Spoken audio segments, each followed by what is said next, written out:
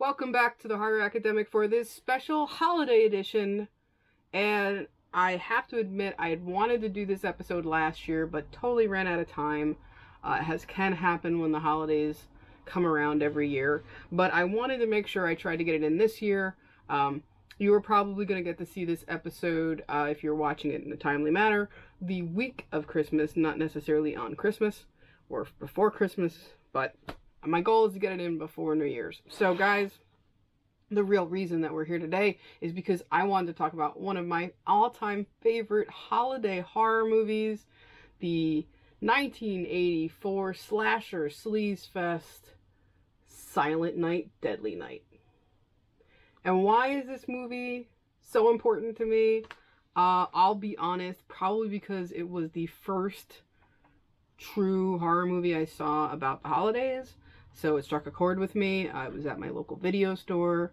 It's cheesy. It's very, like I said, it's a sleazy film in many ways. And it is a cash-in on the, the whole slasher genre. But there is something about it that is just kind of fun and endearing to me in a weird way. So let's talk a little bit about the backstory of Silent Night, Deadly Night. This is a film that was generated by producers. And it was basically one of these, hey, like Friday the 13th's doing really great. There's a lot of movies that came out right after it. We should jump on this bandwagon. I mean, but, you think about it, there was that always, we talk about with Halloween, there's always this thing of holiday-centric, not the holidays, but holiday in general. Like, we have the movie Halloween, we have, obviously, Friday the 13th is sort of a holiday. For Valentine's Day, there's My Bloody Valentine, there's, Graduation Day, like all these event days were getting their own slasher films, so it's kind of like, hey, nobody jumped on Christmas, let's really do Christmas as a slasher. So that was really the impetus of this film, and then it was kind of like two guys willing to kind of be the producers on this project, reaching out, finding a writer, and then kind of shopping it around to the various companies to find somebody who was ready for this investment and to actually make the film. In the kind of long run of it, I believe those guys kind of got sort of sidebarred of their importance on the actual project. So Silent Night, Deadly Night being the story of, well, what would make someone a killer Santa? And that's really what they wanted. They had this image of Santa Claus running around killing people. So you had to come up with a reason why there would be a traumatic incident to cause someone to be triggered by Santa Claus and become a killer. And that's basically the sum up of Silent Night, Deadly Night. As a child, young Billy and his brother are, it starts with a creepy moment visiting Grandpa in a kind of assisted living old folks home setting, hospital setting, where this man who's believed to be catatonic, once the adults leave the room, gives the children, or gives Billy, I should say, a very cryptic message about Santa Claus. And beware, because if you haven't been good, he will punish you. And that kind of becomes the mantra of the film of, if you're not good, Santa will punish. And on the drive home, it's Christmas Eve, Christmas music blaring. We find out that there is a guy dressed as Santa who's running around doing criminal acts.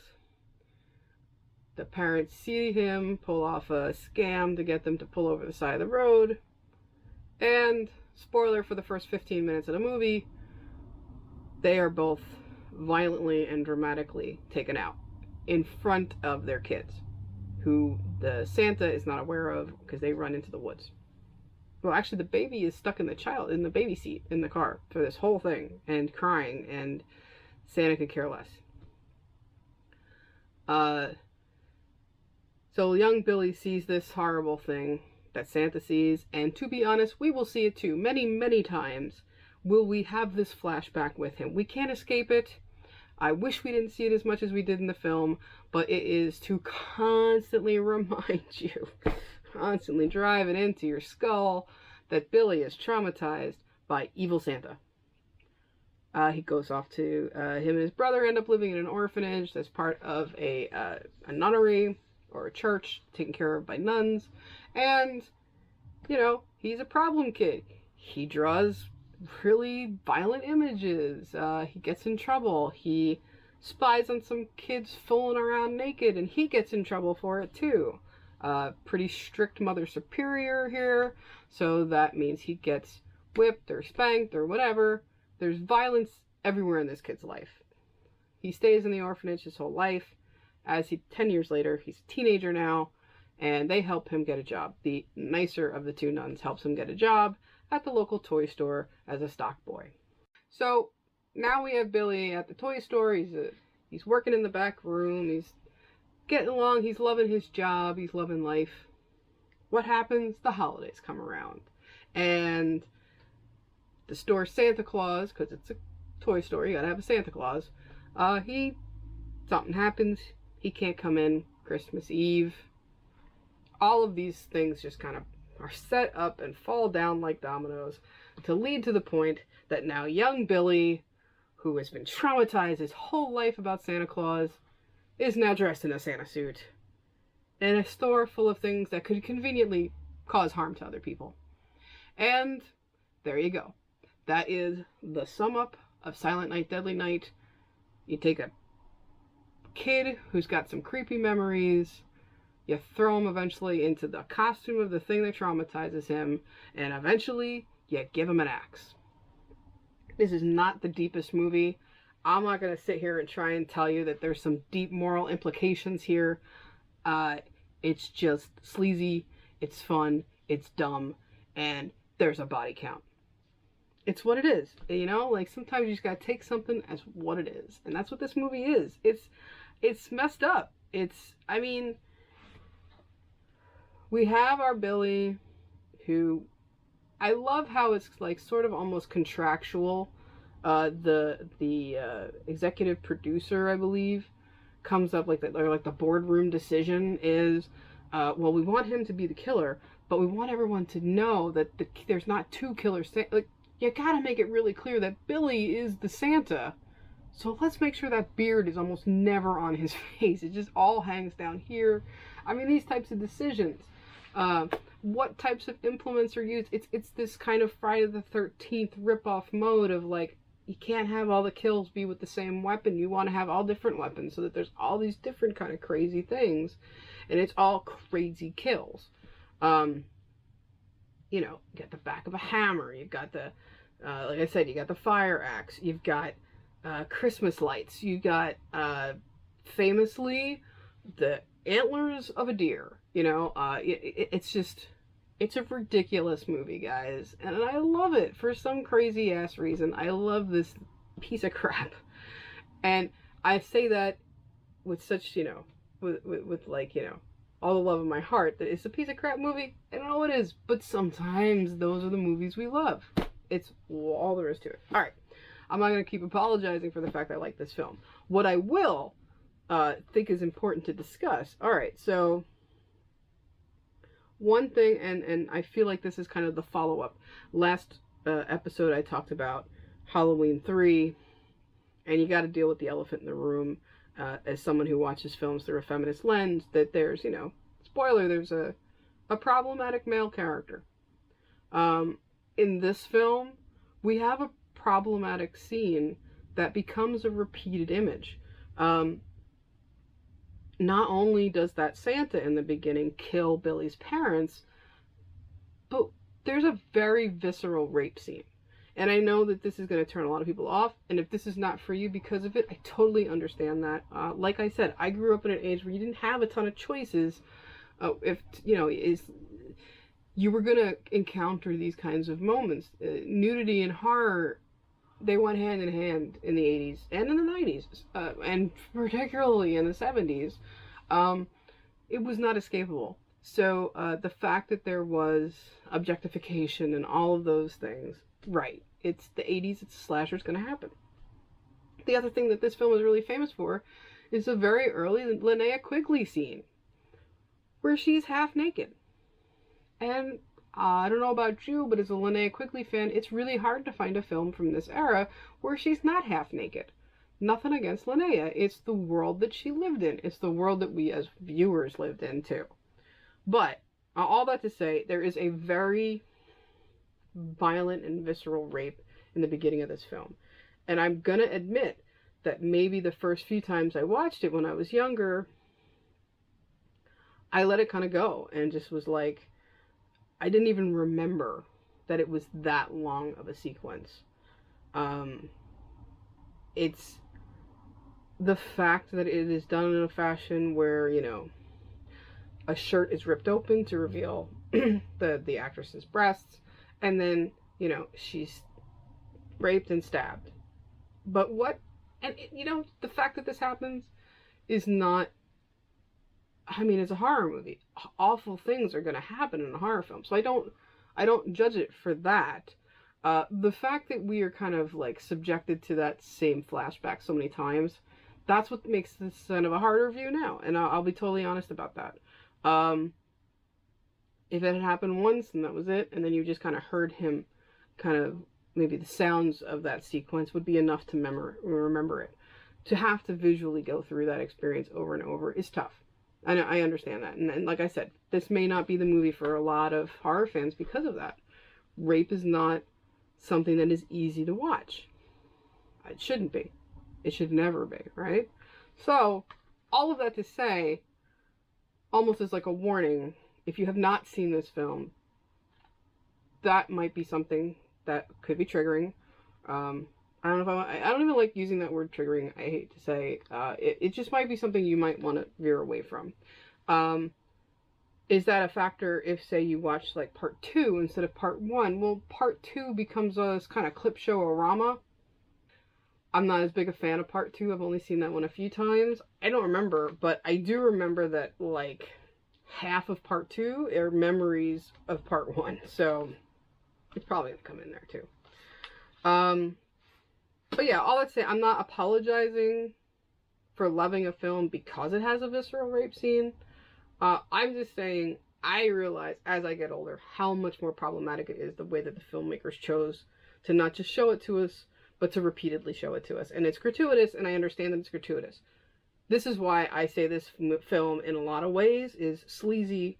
It's a moneymaker. I understand all of these things, but I also know that, you know, as a horror fan, I can move on at some points, and just, I've come to accept this as something that I'm used to seeing. If this was a film I had not seen when I was younger, and came to it at this age, you know, as a 45-year-old woman, probably would have had a different takeaway. I don't know if I would feel the need to watch this every Christmas because of that. I might have found a different movie by now. I know a lot of people prefer, a lot of women prefer Black Christmas or any of the remakes of the Black Christmas film. I never really resonated as much with that. I've grown to like that film more and more as I get older. I didn't see it growing up, though. I did not. Our video store didn't have it. The video stores by us didn't have it, so I didn't grow up with it. I don't have fond memories of watching it. So I only got to see it about like 10, 12 years ago, maybe. A friend bought it for me because she was surprised I had never seen it. And I appreciate it for a lot of things. This is a topic for another day. Actually, I have sort of approached it. If you go back, when I did my daily reviews, there is an episode where I talk about it because of when the remake had come out. But all of that to say, right, I might have grown up, had Black Christmas been on the shelf instead of Silent Night, Deadly Night, I may have had a more kind of visceral bond with that film than this film. That being said, I know it's coming. When I watch this, I know I'm gonna see that, and it's a jolt. But once you get into the meat of the film, you know, after you get through all this plot line and you just get on like the Christmas Eve rampage, it becomes fun again. Yeah. So I mean, like I said, it's the elephant in the room with this film. Does it stop me from watching it? Does it stop me from enjoying it? No. Do I, as a feminist film and horror fan, realize it could for others? Yes. But that being said, I still enjoy this movie. So, you know, that being said, let's go back into our dive on the film, right? Let's talk a little bit about the filmmakers. The director is Charles Seller Jr. Seller? Sellier. I might be pronouncing that one wrong. Sorry if I am. He was the producer of things like Grizzly Adams, and like these kind of religious and conspiracy theory and all these kind of like strange mysteries documentaries. Mysterious Monsters in 75, Psychic Phenomena in 76, In Search of Noah's Ark, also 76, The Lincoln Conspiracy Theory, which was a big one when I was a kid, 77, Beyond and Back, about the afterlife, in 78, and The Bermuda Triangle in 79.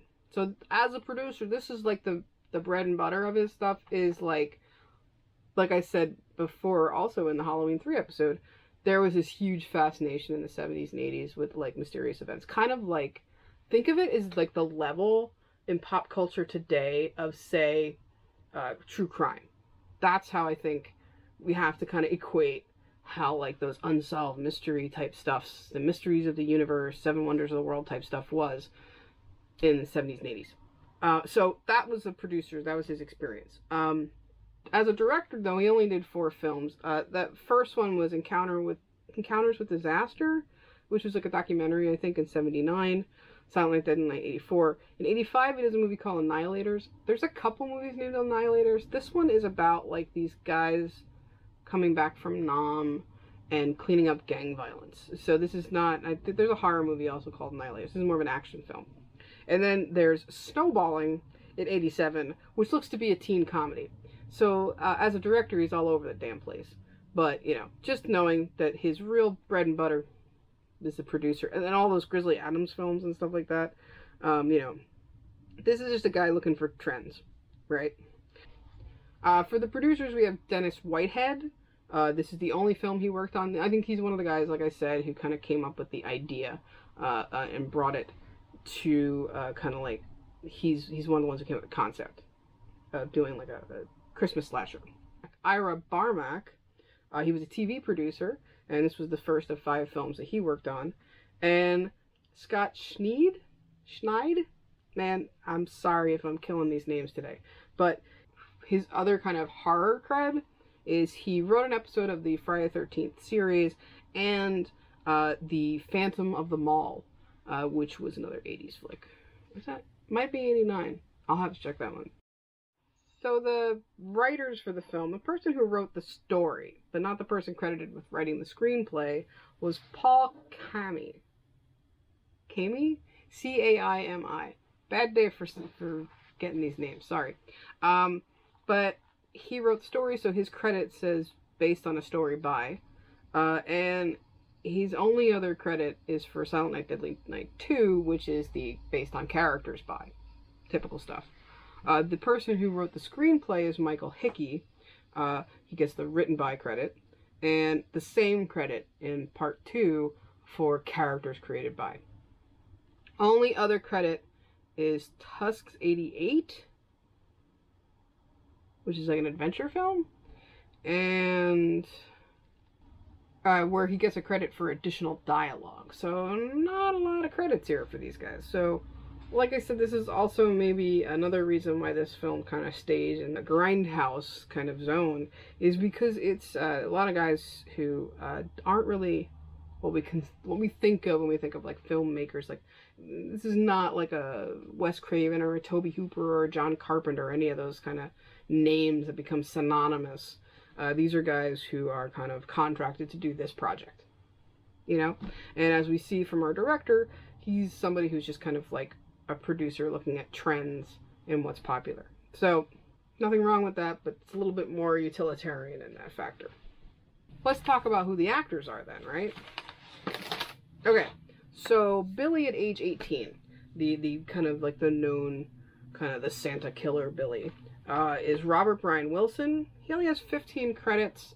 This is literally his first acting gig, because he gets kind of casted on the spot, or a casting agent, I believe, kind of sees him like at a restaurant or something like that, and is like, oh, you know, do you act? Because you should come to this audition. Very California, kind of Hollywood, you know, the story that kind of everybody dreams for, right? He ends up doing a lot of TV stuff, like soaps, I think. But yeah, all of his other credits are TV based. He does not do any other films after this. Billy at 8 years old, this is kind of the other one we spent a lot of time with, is played by Danny Wagner, and this is his absolute only credit. Yeah, gotta wonder how an 8-year-old kid dealt with seeing all these horrific things happen. Might have said to parents after that, like, all right, I'm done, thank you. Just putting that out there. So Santa, the killer Santa in the beginning, or like the criminal Santa, we should say, is Charles Deercop. He has lots of TV, crime, and thriller credits. 117 credits altogether. 2 horror movies, Night of the Cobra Women in 1972, and Messiah of Evil in 73. He was the gas station attendant. That's a slow, strange film, but it does have there's a fan base. So there you go. Tied to Messiah of Evil from this film. The creepy grandpa in the beginning is played by Will Hare, who has 64 credits. Mostly in like that kind of actiony cowboy kind of generation. Some of his that caught my attention in his lineup: Enter the Ninja, 1981, just cause. Eyes of Fire in 83, Back to the Future in 85, small part, and Grim Prairie Tales. So in 1990. Which looks like almost like a Tales from the Crypt, but it takes place in the Old West kind of stories. Something like that. Now, Mr. Sims, who's the owner of the toy store, Ira's Toys, owned by Mr. Sims, is Britt Leach, 76 credits. This is a guy who shows up in a lot of TV and comedies from the 70s and 80s. He does a couple of sci-fi and horror films. Here we got PSI Factor, a sci-fi film in 1980. Butcher Baker Nightmare Maker in 1981, which is also known as Night Warning, which was one of the movies on the original Video Nasties list over in the UK. So, little fame there. Just to go with our Enter the Ninja from Grandpa, Mr. Sims here was in The Master, which is, for Mystery Science Theater fans, that is that TV series that got kind of jumbled into 2 TV movies. Really good episodes if you're Misties. Which is, the movies are called Master Ninja. So it was about 1980 that we all thought like ninjas all of a sudden were a new thing. I don't know. He was in The Last Starfighter in 1984, Weird Science in 85, and episodes of Tales from the Crypt, Quantum Leap. To me, whenever I see him, I'm like, why do I know that guy? He's so, like, familiar. Because the comedy The Great Outdoors with John Candy, he's the guy in the movie who is famous in town for being hit by lightning 6 times. So that's a little, comedy movie trivia for you there. Mrs. Randall, who is the head clerk at Ira's Toys, is played by Nancy Borgenite.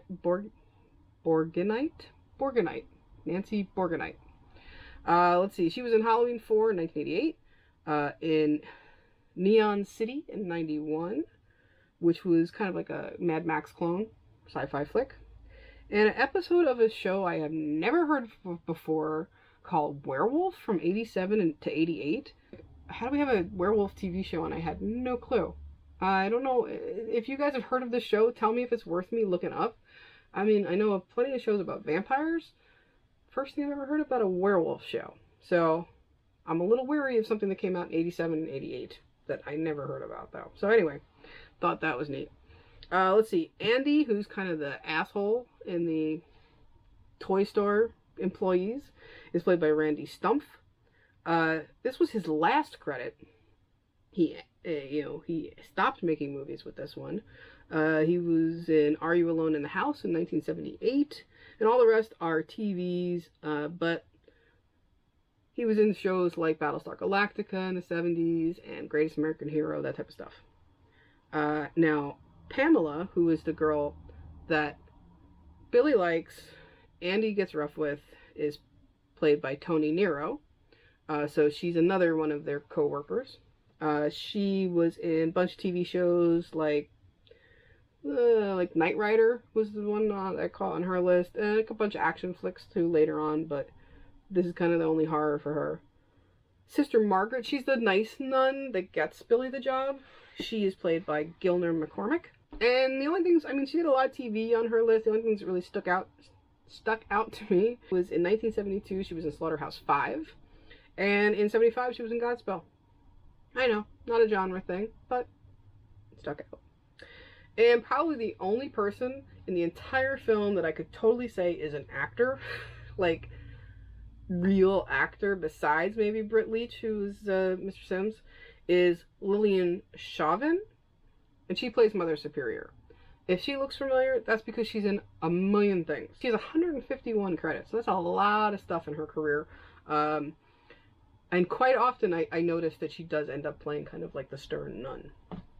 Things that stick out for kind of genre work, Mastaba Waltz in 71, Death Doll in 89, Predator 2 in 90, Universal Soldier in 92, No Place to Hide in 92, where she also played Mother Superior, Pumpkinhead 2 in 93, Sublime in 97, and The Passing in 2011.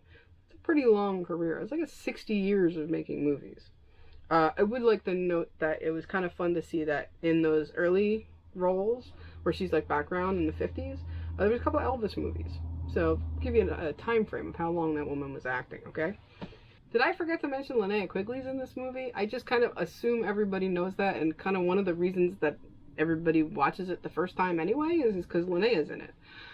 It's totally, I was like, oh, hey, I like Return of the Living Dead. Linnea Quigley's cool. What else was she in? Oh, Silent Night, Deadly Night. You know. So, I mistakenly thought this was her first horror movie. Like, I knew she was in a bunch of stuff before, but I thought this was the first horror movie she did. Totally wrong. This turned out to be, okay, so Linnea Quigley has 170 credits on IMDb. Some of them are things that have not yet come out that she's working on now. Okay, granted. But Silent Night, Deadly Night was the 17th film that she worked on, which blew me away. The first was Psycho from Texas in 1975, followed in 1978 with 3 more movies. In 1979, she had 4 movies, including an uncredited role in Tourist Trap.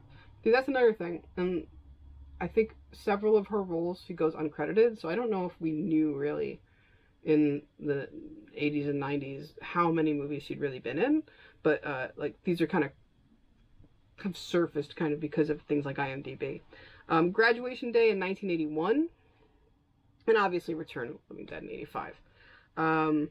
Other kind of highlights to me of Linnea's career, Creepazoids in 1987, Sorority Babes and the Slime Bowl-O-Rama in 88, Hollywood Chainsaw Hookers, also 88, and of course Night of the Demons. I think that's also 88. She's a producer on 9 things, including her horror workout video, which is pretty hilarious as a concept. But yeah, I mean, Linnea is one of those people, if I did like the full on, it would be the whole episode. So, I do have, if you check out my other show, Indie Cult Horror, I did interview her a while back. So I have a quick interview with her on there if you want to learn more about Linnea. But couldn't forget that she's in here. So like I said before, of things that, I mean, we're more aware of now than probably were back then. She has a sequence in this where she, big spoiler, this is probably one of the highlights of the movie, she gets hung up by Billy onto a set of deer antlers. And what's kind of famous is that she's babysitting, right? And when her and her boyfriend are fooling around downstairs on the pool table, her sister's upstairs, supposed to be in bed, but of course, it's Christmas Eve, she's too excited, she doesn't want to sleep. So, she keeps, like, asking for stuff or whatnot, and basically, like, she thinks, when they hear the kind of bells that are part of, if you can see, they're part of, like, bells on his Christmas sleeve, she thinks it's the cat wanting to come in from outside. So, even as a kid, I was like, huh? She puts on her shorts, these itty-bitty little denim shorts, instead of a shirt to go answer the door for the cat. Right. She even said, and there's a short interview with her on the documentary, and she's like, Why would anybody grab their shorts? Girls would always grab a shirt, you know? But she said the special effects guys explained it to her. It's really important that you're topless for this scene because when you get hung, we really need to see, you know, your rib cage because that's, you know, like, so you can't put a shirt on. So she goes along with it. And I mean, it is a pretty cool sequence. But yeah, it's like, what? But this is kind of like typical of like what you see in 80s horror movies. So there you go. So, like I said, there's some crazy ass kills in this movie, and that is probably the craziest of them. So, things about this movie for me. There is that song. It comes up throughout the film. It's super creepy. I think if nothing else, it proves how kind of scary some Christmas carols about Santa Claus could be to kids. Because it's like, it's this motif of like, he's watching you all the time. You know, like, it's putting the fear in your heart of Santa, you know? So that song, when I say that song will show up so many times in this movie. That creepy grandpa sequence, that is like, I remember the first time I watched that being like, what the hell am I getting into? Because it's literally like catatonic grandpa all of a sudden, fully animated, grabbing the kid. You know, if you're not good, Santa's gonna punish. Like, and so the fact that the Santa killer is like, if you're naughty, you'll be punished. So those two words, oh my god, are so synonymous with this film. Naughty, punish. Oh my god, over and over. If Billy only said those two words, that's kind of what it feels like. But it's just, Santa will punish the naughty. Sum this movie up in 3, right? Things I always wondered about as a kid watching this movie is, was Ira's a real toy store that they just rented out to make this movie in, or did they rent a shop space and, you know, set designers go in and buy a ton of toys or rent a bunch of toys and put them in the space? Because what is crazy about this movie, as messed up and as demented as this movie gets, every toy that I wanted as a kid is in that room. It's like, there's the Kermit the Frog that's not just the doll, he's the puppet Kermit. That was a big deal.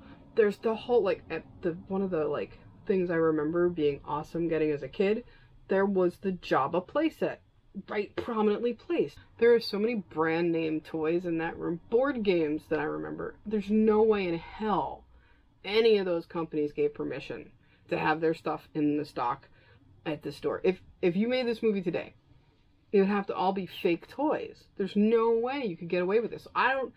That's the thing to me. Once this movie comes out and starts to get controversy, I don't understand how Kenner and Mattel didn't sue their pants off, because holy crap, you just said it's okay for like Kermit and the Muppet Babies to endorse Santa killing people. Wacky, right? Or like the entire Star Wars universe, you know? It's so insane to me now, but gotta wonder. There's even, you can see, I think some of them, remember last episode when I keep referencing last episode, sorry guys, so I did these kind of close together, but the Halloween 3 one, how I talk about what the Halloween masks and the costumes were when we were kids, with those little plastic masks and the like plastic jumpsuits that came with them. I think you even see some of those in the background in this, so that might be another, like, there's the nostalgia factor for me of being a teenager watching this film, and then there's the added nostalgia factor now of being an adult going, holy crap, look at how cool all the toys are in here. Anyway, that being said, there's also, and what is set design in the room, there are some crazy great footage. Like, it's amazing that this film gets so cinematic at moments, but they put these kind of like almost like animatronics you used to see in the mall of elves and things like that, kind of moving with like Christmas presents in their hand or bells or whatever, and they become reaction shots to some of the kills that take place in the store, which is pretty cool. I will give them total Santa hat off to you guys for thinking of that, because that was smart. So it's got some moments, you know, there's some good moments. I mentioned the controversy. Gotta talk about the controversy. Now, when this film comes out, I think we're like, it's 84. I think we're very firmly in place on the Satanic Panic. But on top of the Satanic Panic, you also have this kind of, I mean, there's definitely, we're going through feminist backlash of the slasher film in general. So you have some of that going on, where it's kind of like, I think like Gloria Steinem era kind of, and I have some pros and cons with Steinem's way around things. But those generation, kind of like the now National Organization of Women generation of feminists, kind of going after slasher films specifically, and very much like attacking the New York City grindhouse circuit because of that. This is one of the movies that creeps into that. But you also have, I think we're like these two things warring, the satanic panic stuff and the feminist backlash of slasher are kind of intertwining here a little bit, because you get that kind of parental thing where moms are like going out and protesting, like, you're ruining Santa Claus for my children. How could you possibly make this movie and put ads out, and my kids are going to see Scary Santa, and that's wrong. So this was part of the huge, massive panic over this film. They protested outside. They wanted theaters to stop playing it. They wanted, you know, the networks to stop running the ads. They didn't want the newspapers to run the print ads for the film. All this. There's a really good, wow, it's from the DVD. I don't think it's on the Laserdisc, but it crosses over onto this collector's edition Blu-ray. It's like one of those old school extras where you got to slide through one at a time. You know, like you see the promotion art or the still behind the scenes stills. This one's kind of more of a pictorial storytelling of the kind of panic that kind of comes along with this film. It really does a good job kind of painting the picture. But it becomes this letter writing campaign and all this. But of course, that just makes more people go see the movie, right? Like it makes the movie popular. People are talking about it. It shows up on the news. It's that whole there's no bad publicity routine. So all of this kind of, stop doing these horrible things that my child has to see, blah, blah, blah, makes more like teenagers and college kids go see the movie, or adults who just want to see the movie. And of course, you know, kids want to sneak and see the movie too. So all of that backlash totally backfires on them, and it probably makes the movie that much more notorious, which is like, good job, you know. So that's probably one that I probably, you know, like once I found that out about, I like kind of love the movie a little more because of that.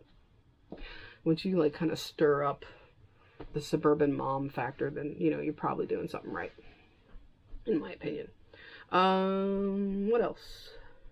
So, to not completely ruin all of the the storyline plot points in this film, once the cops realize Santa is on a rampage, right? There's this kind of all call out, like, by cops to be looking for guys dressed as Santa who could be dangerous to kids.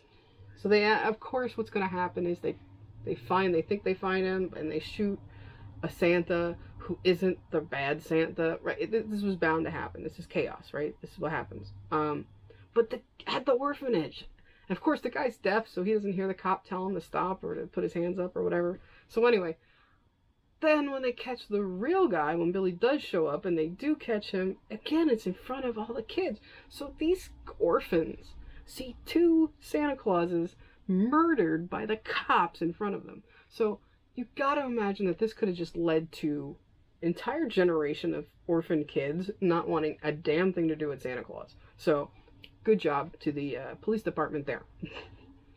And of course, there is this little moment at the very end where a dying Billy kind of passes the torch and said, you know, I did what I had to do, or something. Like, there's some monumentous moment of him kind of passing on, you know, his knowledge to his little brother, who we know in the beginning of the story is with him the whole time and goes to the orphanage with him. And we don't really hear about him until the very end, where you're like, hey, isn't that his little brother?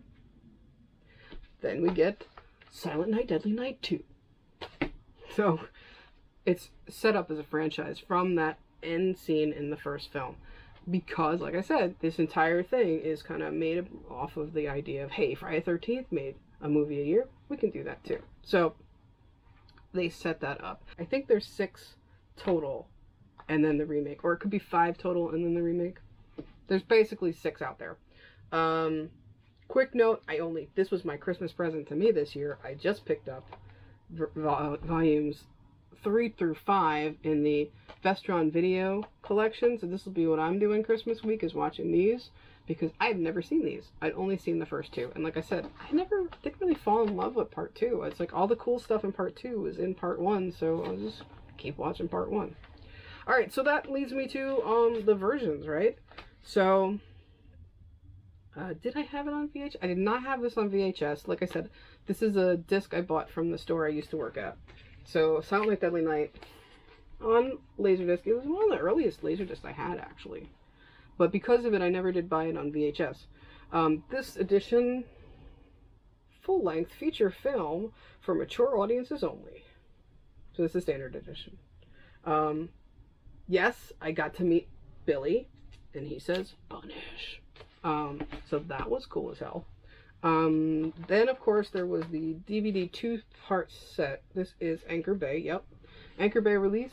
Special features on this one. Audio interview with the director. Photo and still gallery. And Santa's Stocking of Outrage, which is the photo documentary I told you about. This motion picture was previously released in a version rated R. This unrated version contains material different than the original R-rated version. So, which leads me to tell you, there are two versions of the film on here, two different discs. So they're each given their own disc. The theatrical version, which is the HD transfer from the original camera negative with the theatrical trailers, TV spots, and radio spots. So that's the theatrical edition, which is that's what this is, right? My Laserdisc is the theatrical cut. The extra special disc is the unrated version, which is this version that Anchor Bay put out. So what it does is the extended unrated version, which I think this might actually be even longer. This is 85 minutes. Okay, the theatrical, let's get down to it, right? The theatrical is 79 minutes. Ooh. So the Laserdisc was actually a little bit longer. The Laserdisc is 84. Interesting. So theatrical was 79. I do kind of remember that after the controversy, they did cut the movie down a little bit. So that might be reflective on the theatrical. The unrated is 85. The Laserdisc version, like I said, 84. The special edition, unrated, is 85. So these are the same editions. The extended unrated edition. So then there's 3 cuts. Interesting. But basically, what they did was they found VHS of the elements and cleaned up the VHS of the missing elements from the theatrical cut and pushed them back in.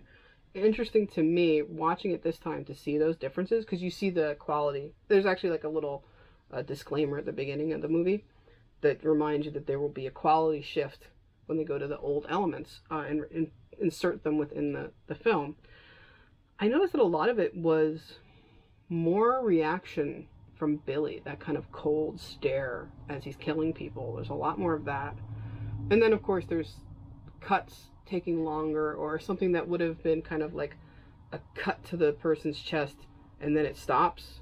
In this one, it's like the cut and then it drags, so you see the blood run. So little moments like that are extended. This is like typical for all of you like Fango readers from the 90s and the 80s. It's that whole thing of, well, we took out 45 seconds of extended gore and the ratings board was fine with it. This is a classic case of that. So don't expect like an entire scene you don't remember, but cuts will be longer than they typically were. Like, think of like the difference of a TV version and a theater version, that kind of thing. Other stuff that's on here, we have Sleigh Bells Ringing, the story of Silent Night, Deadly Night, featuring interviews with writer Michael Hickey, co-executive producer Scott Schneid and Dennis Whitehead, editor, second unit director Michael Spence, composer Perry Botkin, and actors Robert Brian Wilson and Linnea Quigley. Then there's also Silent Night, Deadly Night film commentary with Hickey, Botkin, Schneid, and Spence. Audio interview with director Seiler. And Santa's Stocking of Outrage comes from this one onto here. There's a short interview that's just Linnea, which is good. So, I mean, this is a great special edition. Totally. I mean, I know there's like a deluxe out there that came with the action figure too, right? But I love this edition. This is what I watch at Christmas time now. I got it last year for Christmas, and cannot recommend enough. Like I said, looking forward to watching this one though. this year so I can finally see what happens after part 2. All that to say, I mean, I know this movie's messed up, but I kind of love it. I got nostalgia for it. Watch it every Christmas. You know, it's part of my routine now. It's up there with like Rankin Bass movies and Scrooged and National Lampoon's Vacation, Christmas Vacation, you know. I gotta watch Silent Night, Deadly Night. So if you haven't seen it, check it out if you want to. But either way, Merry Christmas. I will see you guys in the new year, and thanks again for tuning in this year to the Horror Academic.